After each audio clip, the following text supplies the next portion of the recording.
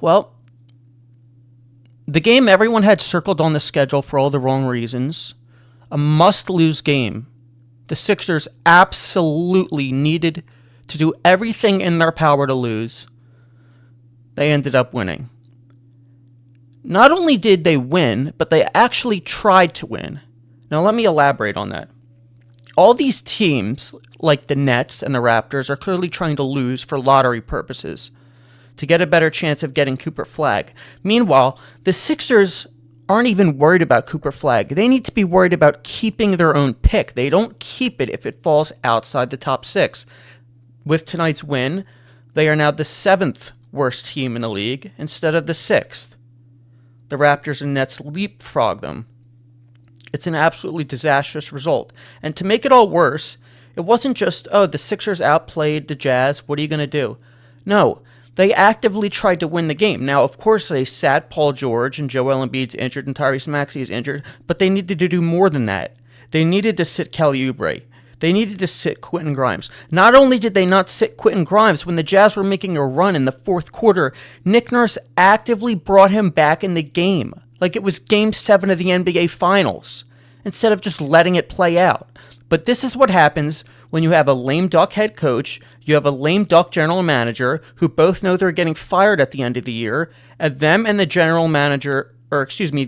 owner in Josh Harris, the resident doofus who we all know that owns the Washington Commanders, runs the team, and they're not on the same page. That's why Tyrese Maxey was helping them win against Golden State when he was shooting 17% from 3 over a week span. Why? Because they're idiots.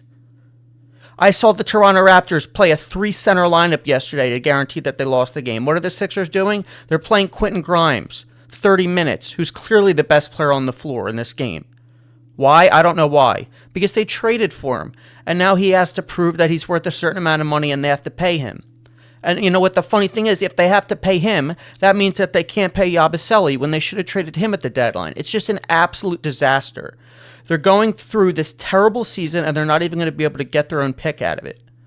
So on lottery night, we're all going to be sitting there anxiously waiting the results of a bunch of ping pong balls floating around in a little incubator, and we're going to get screwed out of our pick because of nights like tonight.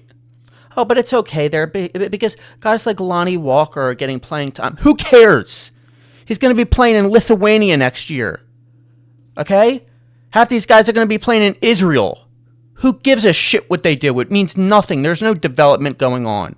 Quentin Grimes is great. Great. Agree to a contract extension up front and sit him down. None of this needs to be happening, but now you're going to lose your pick. Because Daryl Morey thinks winning 5 or 6 games the last month of the season is going to save his job. It's absolutely pathetic. This team's pathetic. They can't win. They can't lose. They can't do anything right. It's an absolute joke.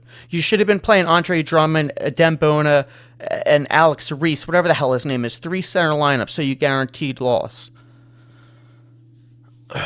And now, if the Nets and the Raptors don't win tomorrow, the Nets play the Lakers without LeBron and hopefully without Luka, and the Raptors play the Wizards without Chris Middleton. If those teams don't win, then it's just going to be too much for the Sixers to overcome.